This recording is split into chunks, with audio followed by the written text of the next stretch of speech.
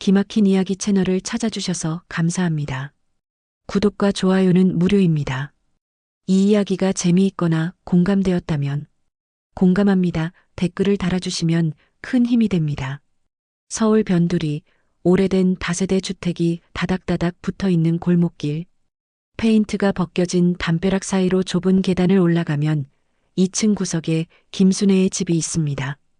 68살, 허리는 굽었지만 눈빛만큼은 여전히 또렷한 여인이죠. 새벽 5시, 알람이 울리기도 전에 순애는 눈을 뜹니다. 몸이 기억하는 시간이에요. 30년 넘게 이 시각에 일어나 시장으로 향했으니까요. 낡은 이불을 개고 부엌으로 향합니다. 아들 민호의 방문은 굳게 닫혀 있어요. 어젯밤에도 새벽 2시가 넘어서 들어왔죠. 또 회사 일로 늦었겠지. 순애는 작은 한숨을 내쉬며 냉장고를 엽니다. 김치, 된장, 시든 파 몇 뿌리. 딱 그만큼만 있어요. 자신이 먹을 건 대충 때우면 되니까요. 시장 반찬 가게에서 남은 것들로 끼니를 채우면 그만이니까요. 찬물로 얼굴을 씻고 머리를 질끈 묶습니다. 거울을 보니 주름이 또 깊어진 것 같아요. 언제 이렇게 늙었나 싶지만 이제는 거울 보는 것도 귀찮습니다. 낡은 점퍼를 걸치고 문을 나서려는데 민호의 방에서 기침 소리가 들려요. 민호야, 괜찮아? 대답이 없습니다. 순애는 잠시 망설이다가 문을 살짝 엽니다. 어두운 방 안에서 민호는 옷도 제대로 벗지 않은 채 침대에 쓰러져 있어요. 술 냄새가 진동하죠. 순애는 이불을 덮어주고 조용히 방을 나옵니다. 아이고, 저 녀석이 또 술을 얼마나 먹었나. 시장까지는 버스로 새 정거장입니다. 하지만 순애는 걸어갑니다. 버스비 1,200원이 아까워서요. 그 돈이면 파 한 단이라도 더 살 수 있으니까요. 새벽 공기는 차갑고 가로등 불빛이 쓸쓸합니다. 시장에 도착하니 벌써 몇몇 상인들이 자리를 펼쳐놓고 있어요. 순애의 반찬 가게는 시장 한 구석, 그늘진 자리입니다. 좋은 자리는 돈 많은 사람들이 다 차지했죠. 하지만 순애는 불평하지 않습니다. 그저 묵묵히 반찬통들을 꺼내 진열대에 올려놓을 뿐이에요. 순애 씨, 또 이렇게 일찍 나왔어요? 옆 가게 아주머니가 말을 겁니다. 비슷한 나이지만 그 아주머니는 훨씬 여유로워 보여요. 남편도 있고 자식들도 잘 살고 있으니까요. 네, 뭐. 일찍 나와야 손님들이 오잖아요. 그래도 몸 생각 좀 하셔야지. 나이가 어디 예순인가요? 순애는 그냥 웃어넘깁니다. 몸 생각할 여유가 어디 있나요? 민호가 아직 제대로 자리를 못 잡았는데 회사를 한다고는 하지만 얼마나 벌어오는지 순애는 알 수가 없어요. 오히려 집에 돈을 보태는 것도 아니고 가끔 급한 돈 있냐고 물어올 뿐이죠. 하루가 시작됩니다. 손님들이 하나둘 지나갑니다. 김치 한 통, 멸치볶음 한 팩. 하루 벌어서 몇만 원 남으면 다행이에요. 허리를 펴고 앉아 있을 수도 없어서 순애는 계속 서 있습니다.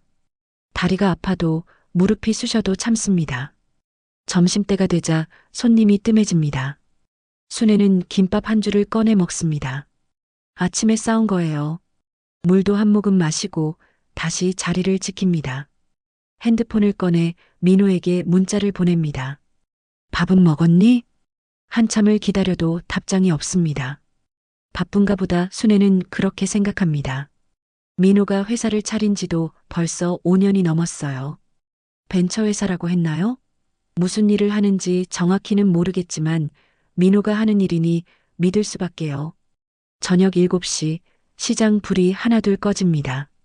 순애도 가게 문을 닫습니다. 오늘 번 돈은 43,000원. 여기서 재료비 빼고 자리세 빼고 나면 남는 게 얼마나 될까요? 순애는 지갑에 돈을 넣고 무거운 발걸음으로 집으로 향합니다. 집에 도착하니 또 민호는 없습니다. 불 꺼진 거실, 텅 빈 주방. 순애는 혼자 밥을 합니다. 된장찌개 끓이고 김치 한 접시 꺼내놓고 밥상은 언제나 혼자예요. 텔레비전을 켭니다. 드라마가 나오고 있어요. 젊은 남녀가 사랑에 빠지는 이야기죠. 순애는 멍하니 화면을 바라봅니다. 예전에는 남편과 함께 이런 드라마를 봤었죠. 하지만 남편은 10년 전에 세상을 떠났어요. 그 이후로 순애는 혼자였습니다. 아이고, 저놈의 벤천이 뭐니?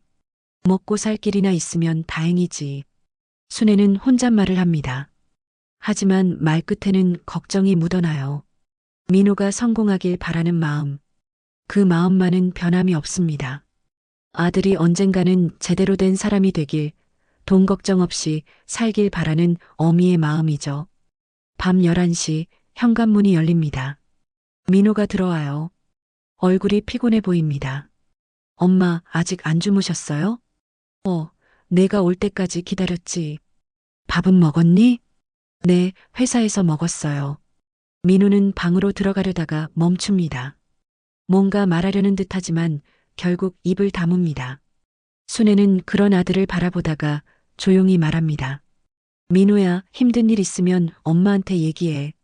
알았지? 네, 엄마. 걱정 마세요. 민호는 방문을 닫습니다.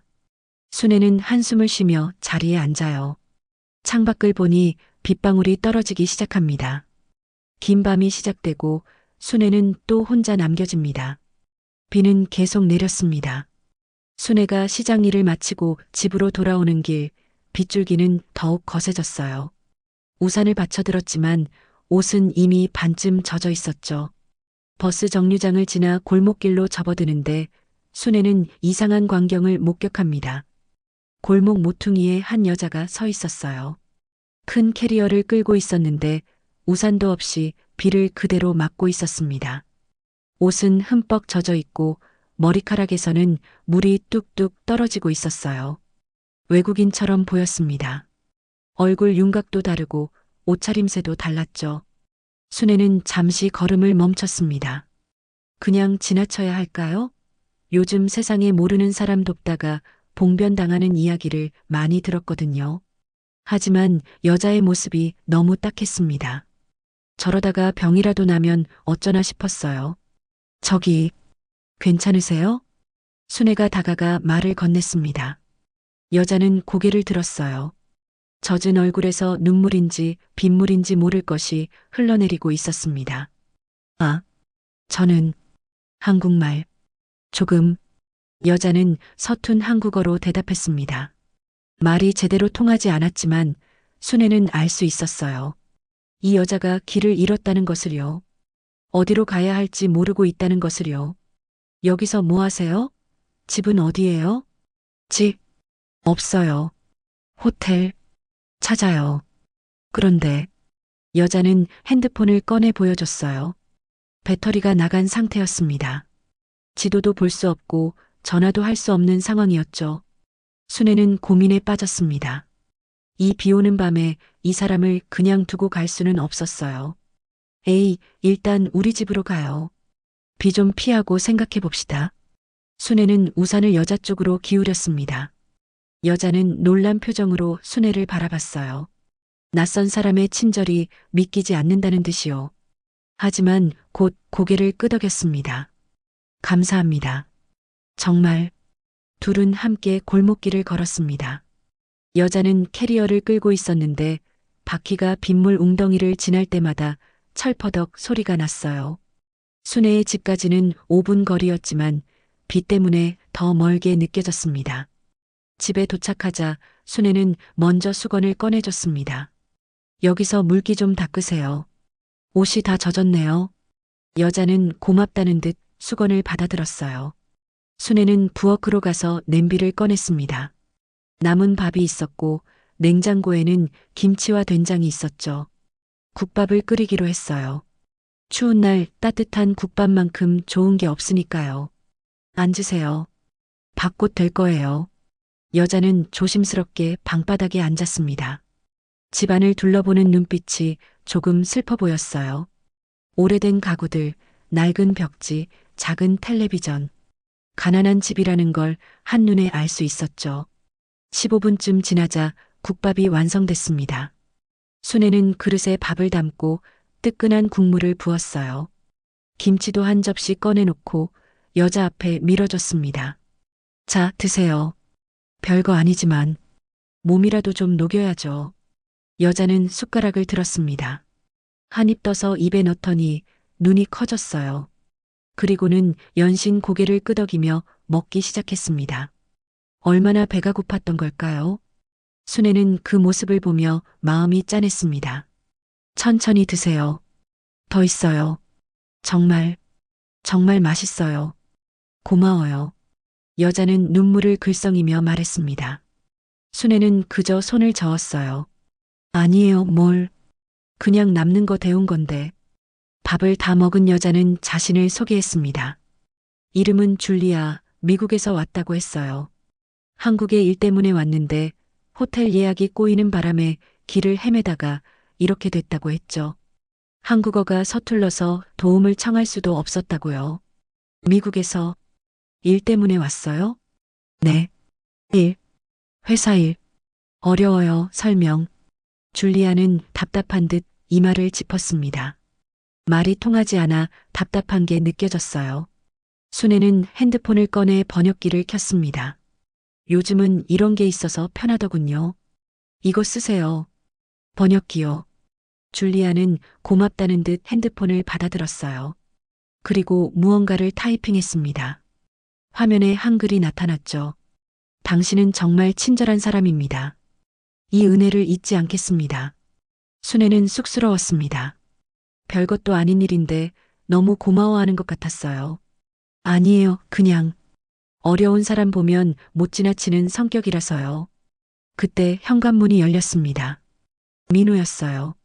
젖은 옷을 입고 들어오던 민호는 거실에 앉아 있는 낯선 여자를 보고 깜짝 놀랐습니다. 엄마, 이분은 누구세요? 아, 길에서 우연히. 비 피할 곳 없어서 데려왔어. 민호는 미심쩍은 눈으로 줄리아를 바라봤습니다. 요즘 세상에 이렇게 모르는 사람을 집에 데려오다니 어머니는 너무 순진하다고 생각했죠. 하지만 줄리아는 공손하게 고개를 숙였어요. 안녕하세요. 줄리아예요. 죄송합니다. 패 끼쳐서. 아, 네. 괜찮습니다. 민호는 어색하게 대답하고는 방으로 들어갔습니다. 순애는 줄리아에게 담요를 가져다 줬어요. 오늘 밤은 여기서 주무세요. 내일 아침에 호텔 찾아드릴게요. 정말 괜찮아요? 물론이죠. 빈 방 하나 있어요. 줄리아는 다시 한번 고개를 숙였습니다. 그 눈빛에는 진심 어린 감사가 담겨 있었어요. 순애는 그 모습을 보며 괜한 일을 했나 싶기도 했지만 동시에 마음 한구석이 따뜻해졌습니다. 밤은 깊어갔고 빗소리는 계속됐습니다. 순애는 몰랐어요. 이 작은 친절이, 이 우연한 만남이 앞으로 모든 것을 바꿀 씨앗이 될 거라는 것을요. 사흘이 지났습니다. 줄리아는 호텔을 찾았지만 여전히 순애의 집을 자주 들렀어요. 순애가 해주는 밥이 좋다고 했습니다. 한국 음식이 입에 맞는다고, 순애의 손맛이 특별하다고 말했죠. 순애는 그저 쑥스러워하면서도 기뻤습니다. 누군가 자신의 밥을 좋아해 준다는 게 얼마나 오랜만인지 몰랐거든요. 그날도 줄리아는 저녁 무렵 찾아왔습니다. 손에는 과일 바구니를 들고 있었어요. 순애 씨, 이거 작은 선물이에요. 아이고, 이런 거 안 가져와도 되는데. 아니에요. 당신한테 너무 신세졌어요. 순애는 과일을 받아들고 부엌으로 향했습니다. 저녁 준비를 하려던 참이었죠. 줄리아도 따라 들어와서 설거지를 도와주겠다고 했어요. 둘은 어느새 편한 사이가 되어 있었습니다. 저녁 6시, 민우는 회사에 있었습니다. 사무실 분위기는 무겁기만 했어요. 책상 앞에 앉은 직원들의 표정도 어두웠죠. 투자 유치 발표가 있던 날이었습니다. 석 달 동안 준비했던 프레젠테이션, 밤새워 만든 사업 계획서. 하지만 결과는 참담했어요. 죄송합니다, 대표님. 투자사에서 거절 의사를 밝혔습니다. 이사가 조심스럽게 말했습니다. 민우는 의자에 깊이 몸을 묻었어요. 머리가 지끈거렸습니다. 이번 투자가 안 되면 회사는 끝이었어요. 직원들 월급도 줄 수 없는 상황이었죠. 이유가 뭡니까? 시장성이 부족하다고. 그리고 우리 회사 재무 상태를 문제 삼았습니다. 민호는 책상을 주먹으로 쳤습니다. 직원들이 움찔했어요. 5년 동안 쌓아온 것들이 무너지는 순간이었습니다. 대출도 한계였고 개인 자금도 바닥났어요. 어머니한테 손 벌리기도 이미 여러 번이었죠. 다른 투자사는 어떻습니까? 연락해봤지만 모두 비슷한 반응입니다. 직원 하나가 조심스럽게 손을 들었습니다. 입사한 지 3년 된 팀장이었어요. 대표님, 죄송하지만 월급이 이미 2달째 밀렸습니다. 저희도 생활이 있어서 알고 있습니다. 조금만 기다려주세요. 언제까지 기다려야 합니까? 저희 가족들도. 민호는 대답할 수 없었습니다. 약속할 수 있는 게 아무것도 없었으니까요.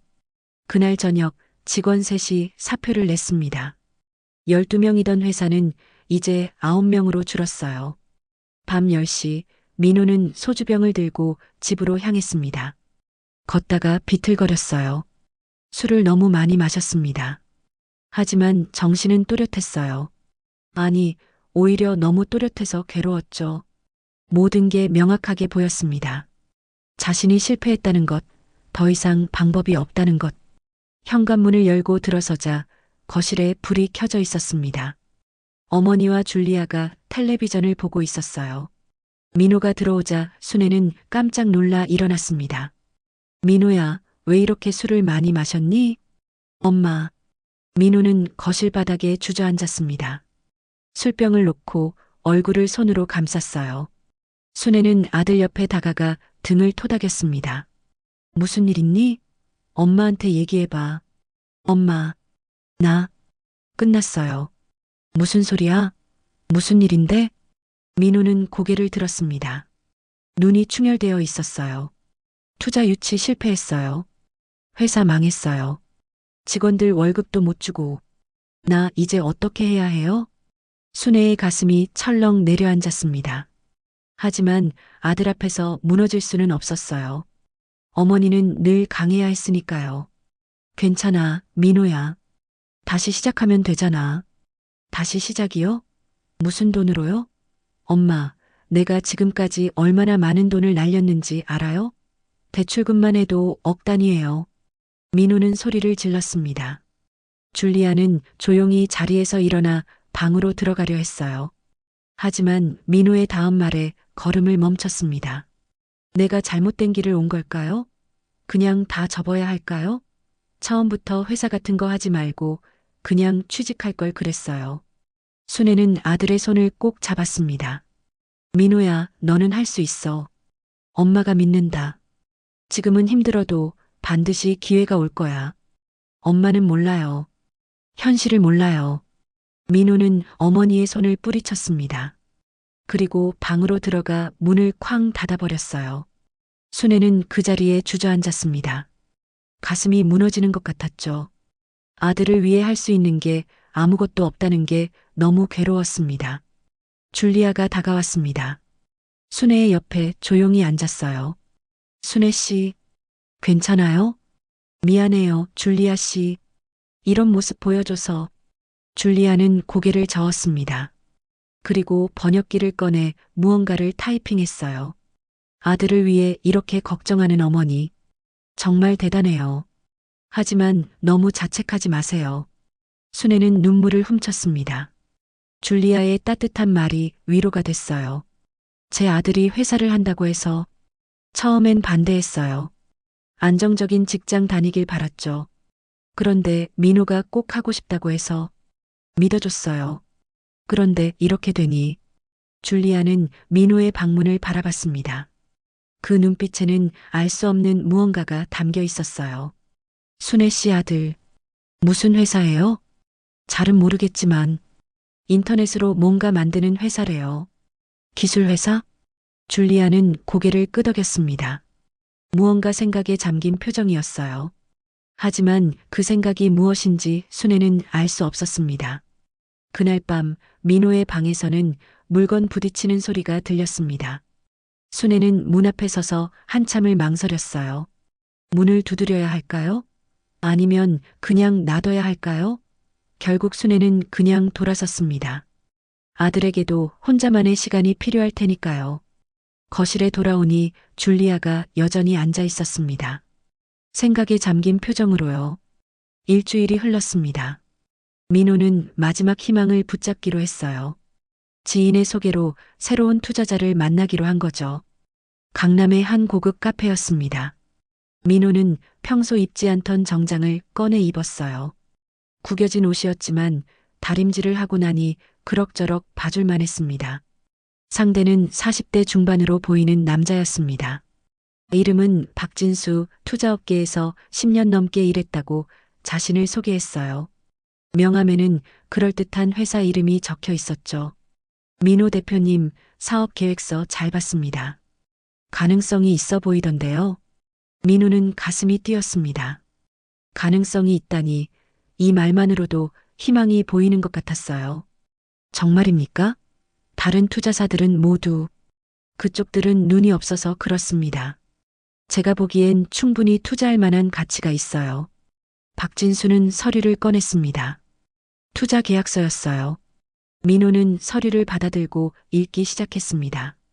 투자 금액은 3억 원, 지분은 40%. 조건이 나쁘지 않았어요. 아니, 지금 상황에서는 최상의 조건이었습니다. 다만 한 가지 조건이 있습니다. 무엇입니까? 계약금으로 먼저 5천만 원을 입금해 주셔야 합니다. 투자 진정성을 확인하는 절차거든요. 민호는 당황했습니다. 투자를 받는 쪽에서 돈을 내라니 이상했어요. 하지만 박진수는 침착하게 설명했습니다. 요즘 투자 사기가 많아서요. 서로 간의 신뢰를 쌓는 과정입니다. 이 돈은 나중에 투자금에서 차감되니까 손해볼 건 없어요. 민호는 고민에 빠졌습니다. 5천만 원, 결코 작은 돈이 아니었어요. 하지만 이게 아니면 다른 방법이 없었습니다. 회사는 이미 벼랑 끝이었고 직원들은 하나둘 떠나고 있었죠. 알겠습니다. 입금하겠습니다. 민호는 계약서에 서명했습니다. 박진수는 만족스러운 표정으로 악수를 청했어요. 좋은 선택입니다. 민호 대표님. 일주일 안에 투자금 전액을 보내드리겠습니다. 그날 저녁 민호는 어머니 몰래 방에서 전화를 걸었습니다. 아는 형님한테 급전을 빌린 거예요. 5천만 원, 이자는 월 3%. 살인적인 이자였지만 어쩔 수 없었습니다. 돈을 마련해서 박진수 계좌로 송금했어요. 민호는 떨리는 손으로 확인 문자를 받았습니다. 이제 일주일만 기다리면 됐어요. 투자금 3억이 들어오면 모든 게 해결될 거라고 민호는 스스로를 다독였습니다. 한편 순애는 시장 일을 마치고 은행으로 향했습니다.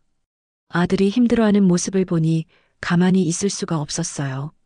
대출을 받아서라도 도와주고 싶었죠. 은행 창구에 앉아 대출 상담을 받았습니다. 어르신, 현재 소득이 월 100만 원 정도시죠? 네. 시장에서 반찬 가게 하는데 담보로 잡을 만한 재산은 있으십니까? 집이 있긴 한데 전세로 살고 있어요. 상담원은 고개를 저었습니다. 죄송합니다. 담보가 없으시면 대출이 어렵습니다. 신용대출도 소득이 너무 낮아서. 순애는 애원하듯 말했습니다. 제발 좀. 아들이 지금 너무 힘들거든요. 3천만 원만이라도. 어르신 마음은 이해하지만 규정상 어렵습니다. 순애는 은행을 나왔습니다. 발걸음이 무거웠어요. 아들을 도와줄 방법이 없다는 게 너무 속상했습니다. 은행 밖 벤치에 앉아 한참을 멍하니 있었죠. 그러다 눈물이 흘러나왔어요. 아이고, 이 무능한 엄마는. 멀리서 줄리아가 그 모습을 지켜보고 있었습니다. 우연히 지나가던 길이었어요. 순애가 은행에서 나와 우는 모습을 본 거죠. 줄리아는 다가가려다가 멈췄습니다. 순애의 표정을 보니 혼자 있고 싶어 하는 것 같았어요. 줄리아는 멀찍이 서서 순애를 바라봤습니다. 그 눈빛에는 안타까움과 그리고 무언가 결심한 듯한 빛이 담겨 있었어요. 줄리아는 핸드폰을 꺼내 누군가에게 전화를 걸었습니다. 영어로 대화하는 소리가 작게 들렸죠. 사흘이 지났습니다. 민호는 계속 박진수에게 연락했지만 전화를 받지 않았어요. 문자도 답이 없었습니다. 불안한 마음에 박진수가 알려준 회사 주소로 찾아갔죠. 하지만 그곳에는 아무것도 없었어요. 텅 빈 사무실, 아니, 애초에 사무실조차 아니었습니다. 그냥 빈 건물이었죠. 이런, 사기꾼이었어. 민호는 그 자리에 주저앉았습니다. 5천만 원이 날아갔어요. 빌린 돈이었습니다. 갚을 방법도 없었죠. 민호는 머리를 감싸쥐었어요. 모든 게 끝났다는 생각밖에 들지 않았습니다. 집으로 돌아오는 길, 민호는 넋이 나간 사람처럼 걸었습니다. 집 앞에 도착하니 줄리아가 서 있었어요. 순애와 이야기를 나누고 있었습니다. 민호야, 왔니? 밥 먹었어? 순애가 반갑게 맞이했지만 민호는 대답하지 않았어요. 줄리아가 다가왔습니다. 민호 씨, 괜찮아요? 얼굴이 안 좋아 보여요. 상관하지 마세요. 민호는 쌀쌀맞게 대답했습니다. 줄리아는 당황한 표정을 지었어요. 혹시 회사 일 때문에 힘드시면 제가 도울 수 있을까요? 도와요? 당신이 뭘 어떻게 도와준다는 거예요? 민호의 목소리가 높아졌습니다. 줄리아는 조심스럽게 말했어요. 저는 사실 투자 일을 하는 사람이에요. 한국 회사들 알아보러 왔고. 투자요? 웃기네요. 그냥 동정하는 거 아니에요? 불쌍한 한국 사람 도와주고 싶은 거죠? 아니에요. 그게 아니라. 민호는 줄리아를 매섭게 쏘아봤습니다. 엄마 덕분에 밥 얻어먹고 신세진 것 같겠다고 나한테 관심 보이는 거죠? 필요 없어요. 그런 동정. 민호야, 그게 무슨 말이니? 순애가 아들을 나무랐지만 민호는 듣지 않았어요. 방으로 들어가 문을 쾅 닫아버렸습니다. 줄리아는 슬픈 표정으로 고개를 떨어뜨렸어요. 죄송해요, 줄리아 씨. 민호가 요즘 너무 힘들어서. 줄리아는 고개를 저었습니다. 하지만 눈빛만큼은 단호했어요. 무언가 결심한 듯한 흔들리지 않는 눈빛이었습니다. 이틀 후 회사에는 법원 직인이 찍힌 서류가 날아왔습니다. 법정관리 예고 통지서였어요. 은행 대출금을 갚지 못해 회사 계좌가 동결될 위기였죠. 민호는 서류를 들고 멍하니 서 있었습니다. 손이 부들부들 떨렸어요. 대표님, 남아있던 직원들이 하나둘 민호 앞으로 모여들었습니다. 9명이던 직원은 이제 5명만 남아있었어요. 모두 불안한 표정이었죠. 월급은 언제 받을 수 있습니까? 저희도 더 이상은. 대표님, 솔직하게 말씀해 주세요. 회사가 정말 망하는 겁니까? 민호는 대답할 수 없었습니다. 입술이 바짝 말라 있었어요. 어떤 말을 해야 할지, 무슨 변명을 할 수 있을지 알 수가 없었습니다. 5년 동안 함께 달려온 직원들이었어요. 가족같이 지낸 사람들이었죠. 미안합니다. 민호의 입에서 겨우 그 말만 나왔습니다. 직원들은 실망한 표정으로 고개를 저었어요. 미안하다는 말만 들어도 배가 부르면 좋겠네요. 한 직원이 비꼬듯 말했습니다. 민호는 아무 말도 할 수 없었어요. 그 순간 민호의 다리에 힘이 풀렸습니다. 바닥에 무릎을 꿇었어요. 직원들이 깜짝 놀랐습니다. 대표님, 제발 조금만 더 기다려주세요. 제발. 민호는 울먹이며 애원했습니다.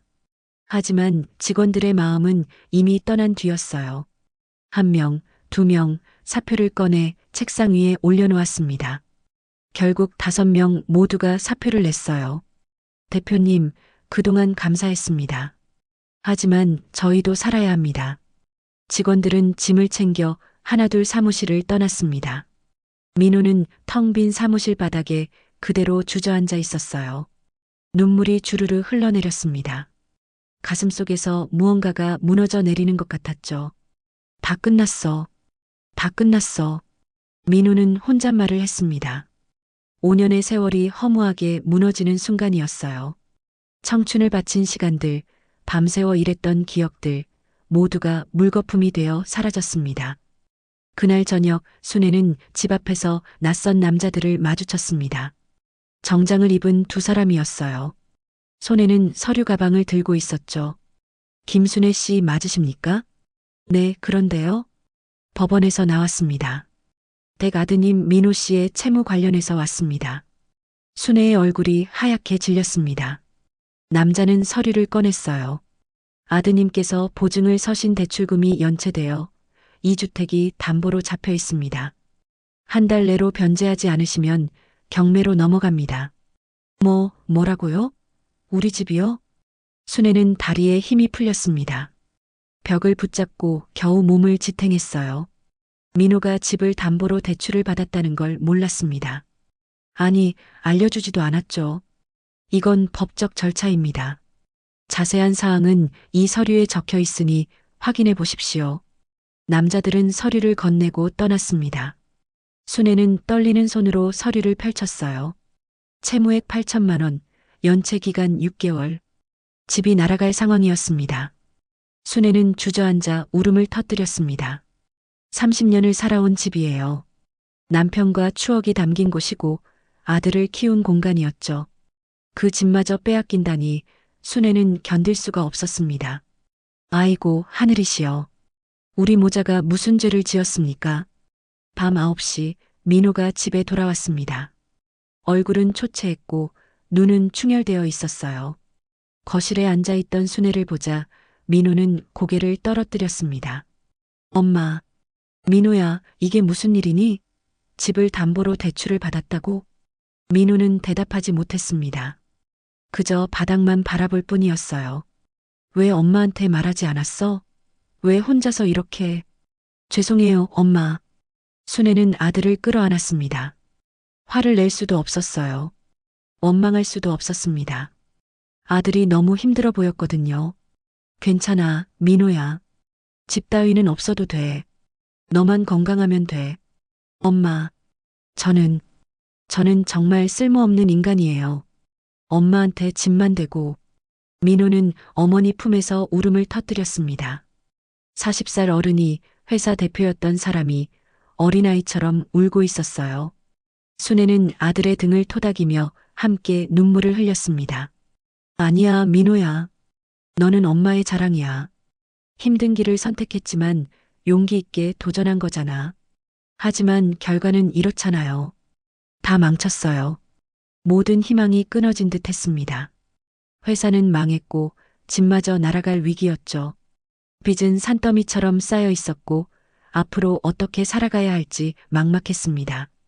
그때 현관문이 조용히 열렸습니다. 줄리아였어요. 순애가 준 열쇠로 문을 연 거였죠.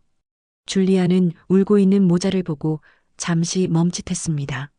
하지만 곧 단호한 표정으로 안으로 들어왔어요. 순애 씨, 민호 씨. 줄리아의 목소리에 두 사람이 고개를 들었습니다. 줄리아는 두 손에 서류 가방을 들고 있었어요. 그 눈빛에는 확신이 담겨 있었습니다. 이야기 좀 할 수 있을까요? 중요한 얘기예요. 민호는 고개를 돌렸습니다. 지금은 누구와도 이야기하고 싶지 않았어요. 하지만 줄리아는 물러서지 않았습니다. 제발 들어주세요. 당신들을 도울 방법이 있어요.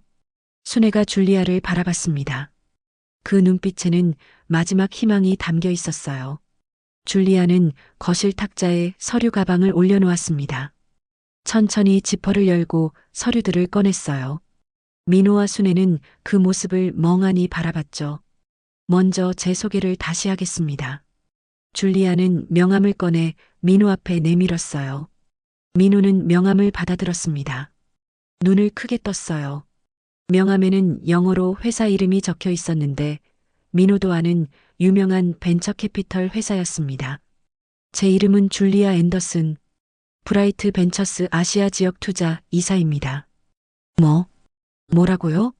민호는 믿을 수 없다는 표로 줄리아를 바라봤습니다. 순애도 무슨 말인지 이해하지 못한 채 두 사람을 번갈아 봤어요. 저는 한국 스타트업에 투자할 곳을 찾고 있었습니다. 그러던 중 비 오는 밤 순애 씨를 만났죠. 줄리아는 순애를 바라봤습니다.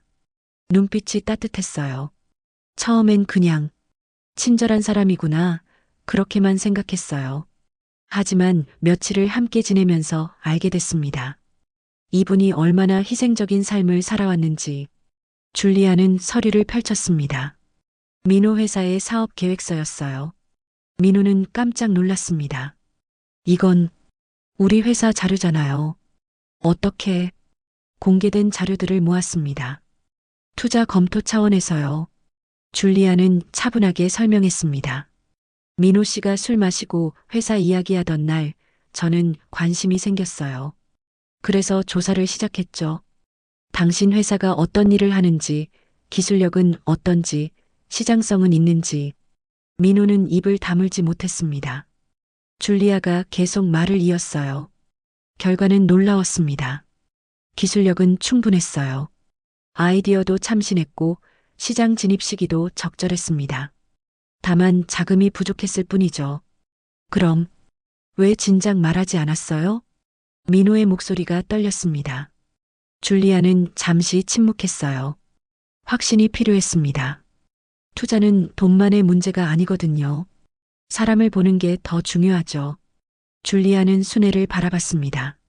순애 씨를 보면서 알았어요.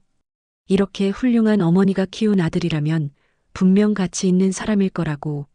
비록 지금은 실패했지만 다시 일어설 수 있는 사람이라고. 순애는 눈물을 닦았습니다.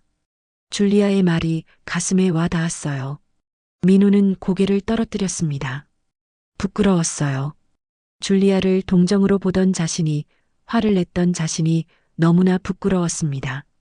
죄송합니다. 제가 너무 무례했습니다. 아니에요. 이해해요. 힘든 상황이었으니까요. 줄리아는 다른 서류를 꺼냈습니다. 투자 계약서였어요. 우리 회사는 당신 회사에 5억을 투자하고 싶습니다. 지분은 20%만 받겠습니다. 민호는 서류를 받아들었습니다. 손이 덜덜 떨렸어요.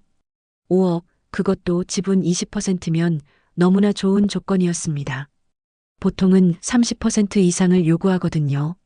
하지만 왜 저희 회사예요? 다른 좋은 회사들도 많을 텐데. 줄리아는 미소를 지었습니다. 제가 투자하는 건 회사가 아니에요. 사람입니다. 당신 어머니 같은 분이 평생을 바쳐 키운 아들, 그 사람에게 투자하는 거예요. 순애는 더 이상 참지 못하고 울음을 터뜨렸습니다. 기쁨의 눈물이었어요. 민호도 눈시울이 뜨거워졌습니다.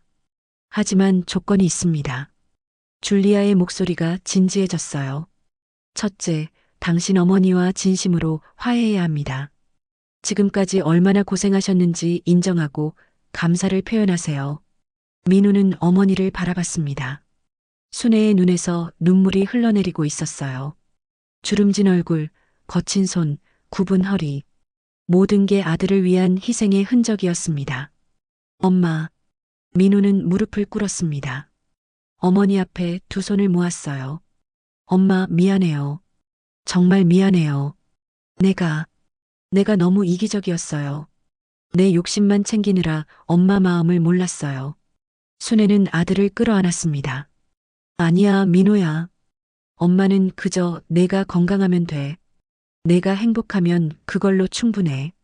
엄마가 얼마나 힘들었을지. 새벽부터 밤까지 일하면서 나 뒷바라지한 거. 이제야 알았어요. 정말 죄송해요.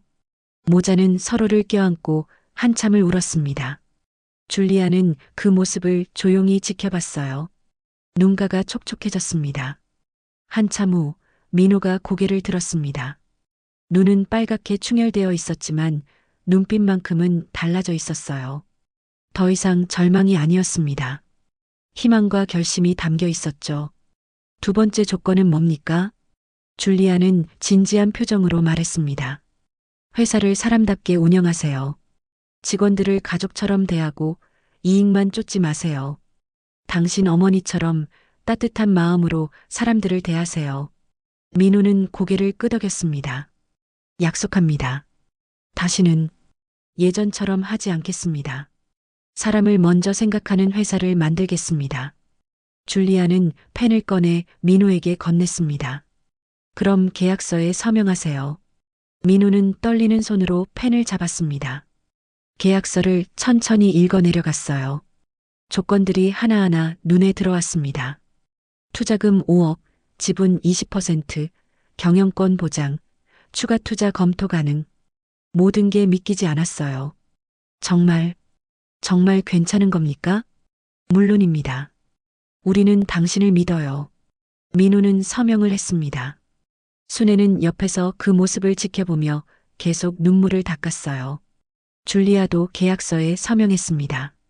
그렇게 계약이 완료됐어요. 일주일 안에 투자금이 입금될 겁니다. 직원들 다시 모으고 회사를 정상화하세요. 민호는 줄리아에게 깊이 고개를 숙였습니다. 정말 감사합니다. 은혜를 절대 잊지 않겠습니다. 줄리아는 고개를 저었어요. 제가 감사해야죠. 순애 씨가 저를 구해줬으니까요. 비 오는 밤, 낯선 외국인을 집으로 데려온 그 친절이 이 모든 걸 만들었어요. 순애는 어리둥절한 표정이었습니다. 제가 뭘 그렇게... 당신의 친절이 제 마음을 움직였어요. 그래서 당신 아들을 돕고 싶었던 겁니다. 세 사람은 서로를 바라보며 웃었습니다.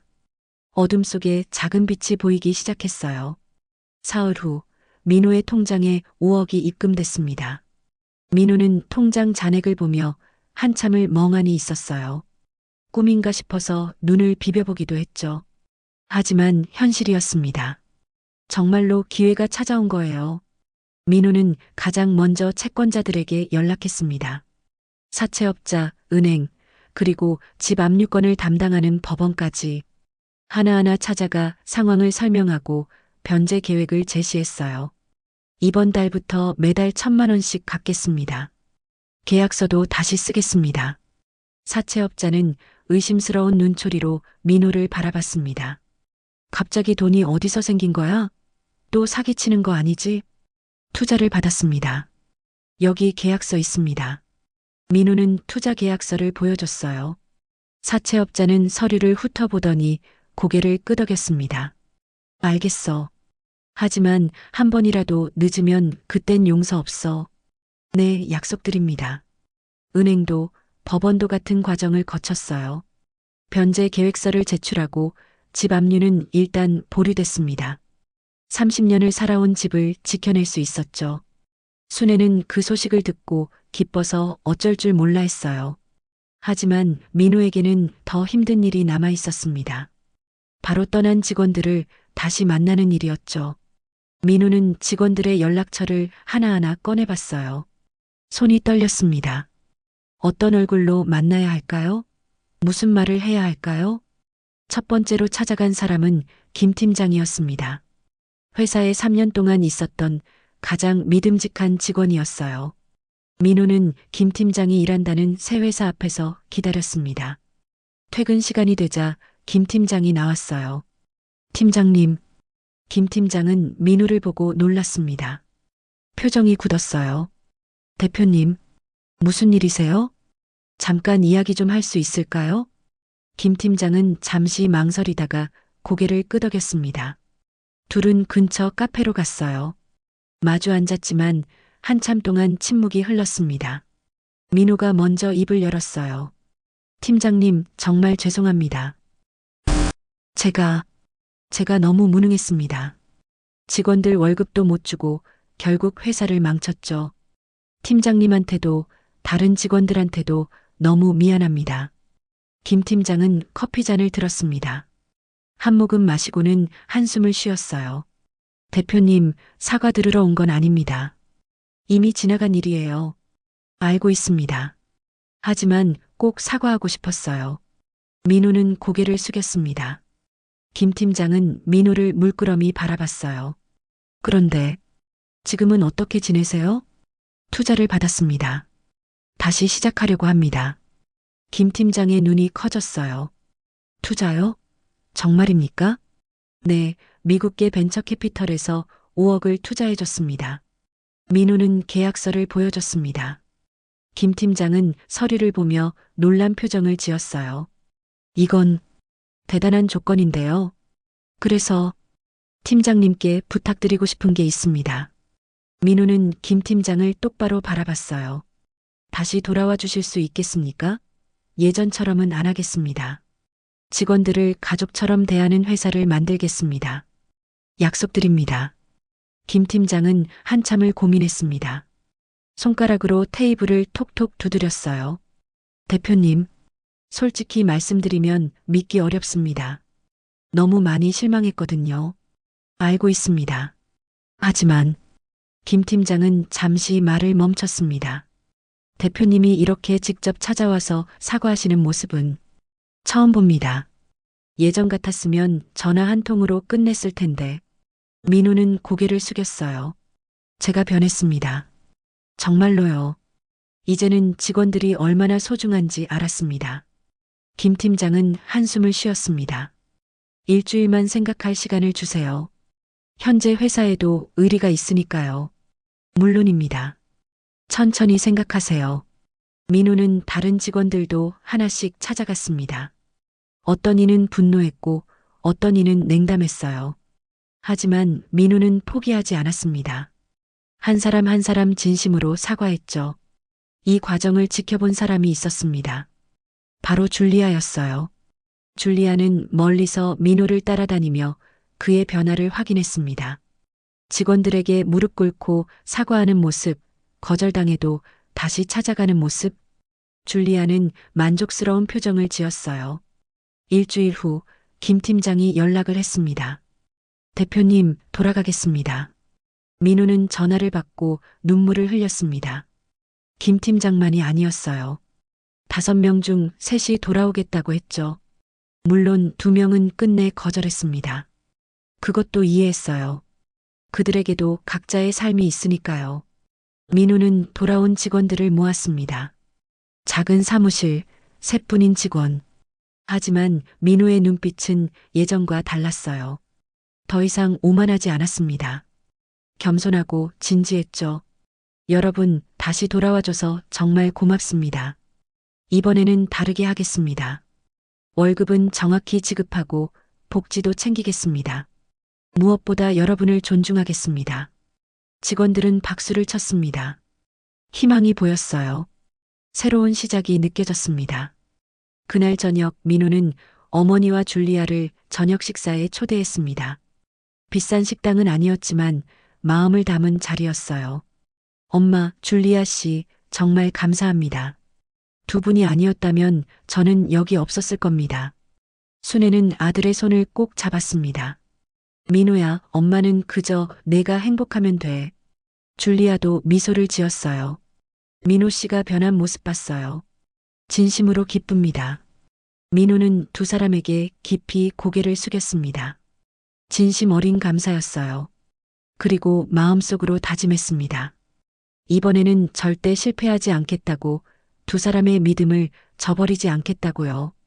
6개월이 흘렀습니다. 민호의 회사는 새로운 사무실로 이전했어요. 예전보다 넓고 밝은 공간이었죠. 직원 수도 15명으로 늘어났습니다. 무엇보다 달라진 건 분위기였어요.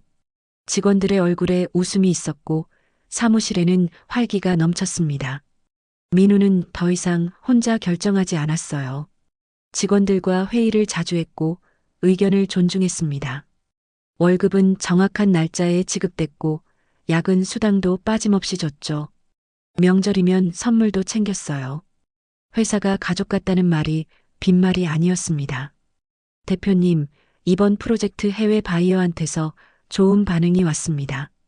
김 팀장이 기쁜 목소리로 보고했습니다. 민호는 고개를 끄덕였어요. 다들 고생 많으셨습니다. 이번 주 금요일에 회식하죠. 팀장님이 맛집 하나 골라주세요. 감사합니다, 대표님. 직원들이 박수를 쳤어요. 민호는 그 모습을 보며 미소를 지었습니다.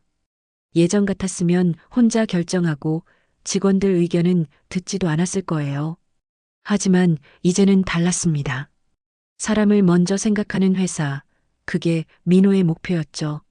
줄리아는 정기적으로 회사를 방문했습니다. 투자자로서 경영 상황을 체크하는 것도 있었지만 그보다는 민호와 순애가 보고 싶어서였어요.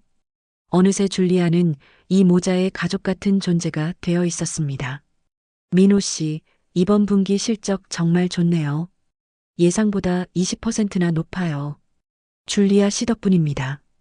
투자해주지 않았다면 불가능했을 일이죠. 민호는 진심으로 감사했어요. 줄리아는 고개를 저었습니다. 아니에요. 당신이 노력한 결과예요. 그리고 직원들을 존중한 결과고요. 그때 사무실 문이 열리고 순애가 들어왔습니다. 손에는 커다란 보온 도시락을 들고 있었어요. 민호야, 점심 먹었니? 엄마가 반찬 좀 가져왔어. 엄마, 회사까지 오시면 어떡해요? 제가 가지러 갈 텐데. 순애는 손사래를 쳤습니다. 괜찮아. 시장 일 끝나고 오는 길인데 뭐. 직원들도 먹으라고 많이 싸왔어. 순애는 여전히 시장에서 반찬 가게를 했습니다. 하지만 예전과는 달랐어요.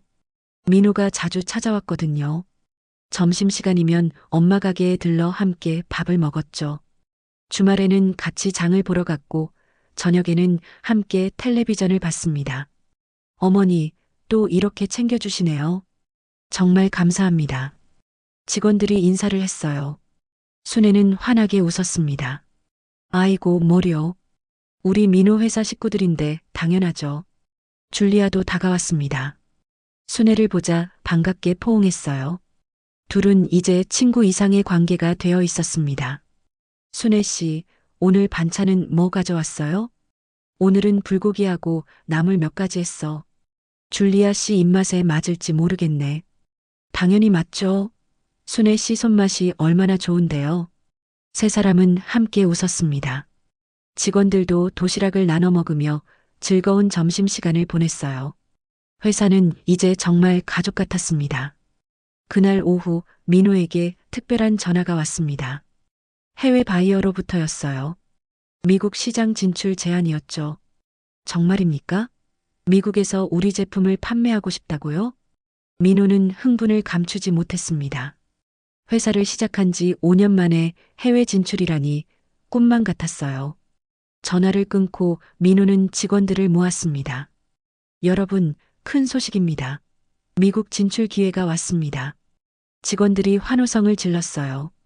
김 팀장은 눈물까지 글썽였습니다. 대표님, 드디어 해냈네요. 우리 모두가 함께 해낸 겁니다.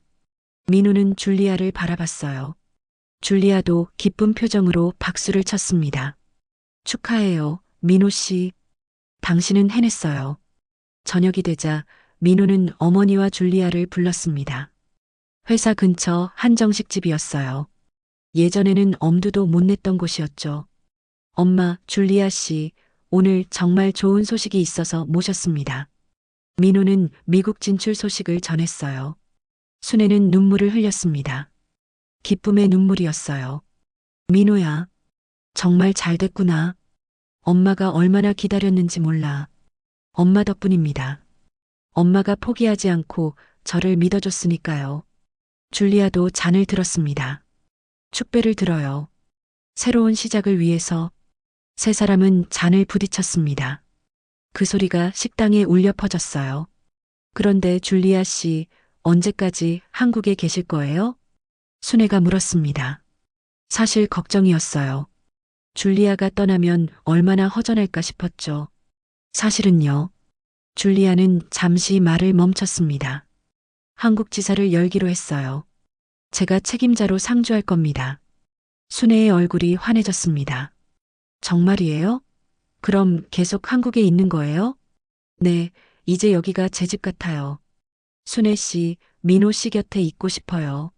민호는 감동했습니다. 줄리아가 이렇게까지 자신들을 생각해 줄 줄 몰랐어요. 줄리아 씨, 정말 감사합니다. 우리 가족이에요, 이제. 줄리아는 고개를 끄덕였습니다.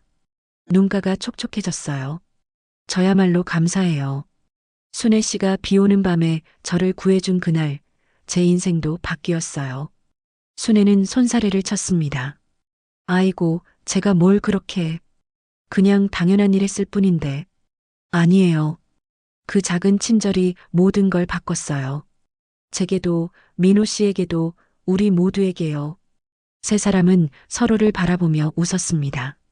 따뜻한 미소였어요. 1년 후, 민호의 회사는 업계에서 주목받는 기업이 되었습니다. 직원은 50명으로 늘었고, 미국뿐 아니라 유럽에도 진출했죠. 순애는 여전히 시장에서 반찬 가게를 했지만, 이제는 민호가 늘 곁에 있었습니다. 점심은 꼭 함께 먹었고, 저녁에는 가족처럼 모여 밥을 먹었어요. 줄리아는 한국에 정착했습니다. 순애의 집 근처에 아파트를 얻었고 매주 순애네 집에서 함께 저녁을 먹었죠. 한국어도 많이 늘었어요. 이제는 순애와 농담도 주고받을 정도였습니다. 어느 일요일 오후 세 사람은 한강공원을 산책하고 있었습니다. 따뜻한 햇살이 내리쬐고 바람이 기분 좋게 불었어요. 엄마, 이제야 웃는 얼굴을 보네요. 우리 아들. 순애가 민호의 팔짱을 끼며 말했습니다. 민호는 환하게 웃었어요. 엄마 덕분이에요. 엄마가 포기하지 않아서요. 줄리아도 웃으며 말했습니다. 순애 씨의 친절이 기적을 만들었어요. 작은 친절 하나가 이렇게 많은 사람의 인생을 바꿀 줄 누가 알았겠어요. 순애는 고개를 저었습니다. 기적은 무슨, 그냥 사람답게 산 것뿐이에요. 하지만 정말 기적이었습니다. 비 오는 밤 우산 하나를 나눠 쓴 것, 따뜻한 국밥 한 그릇을 내어준 것, 그 작은 친절이 모든 것을 바꿔놓았죠. 민호는 하늘을 올려다봤습니다. 구름 사이로 햇살이 쏟아지고 있었어요. 예전 같았으면 보지도 못했을 풍경이었습니다. 너무 바빴고 너무 절박했으니까요. 하지만 이제는 달랐습니다. 주변을 볼 수 있었고 사람을 볼 수 있었어요. 엄마, 줄리아 씨 사랑합니다. 민우는 진심으로 말했습니다. 순애는 아들을 꼭 껴안았고 줄리아도 두 사람을 안았어요. 세 사람은 그렇게 한강변에 서서 서로를 안고 있었습니다. 평범한 친절 하나가 인생을 바꾼 이야기. 절망 속에서도 희망을 잃지 않았던 어머니의 사랑 이야기. 그리고 다시 일어선 한 남자의 성장 이야기. 모든 것이 이렇게 아름답게 마무리되었습니다. 저 멀리 노을이 지고 있었습니다. 붉은 하늘이 세 사람을 비추고 있었어요. 내일은 또 새로운 날이 시작될 것입니다. 하지만 이제는 두렵지 않았어요. 서로가 있으니까요. 함께라면 어떤 어려움도 이겨낼 수 있으니까요.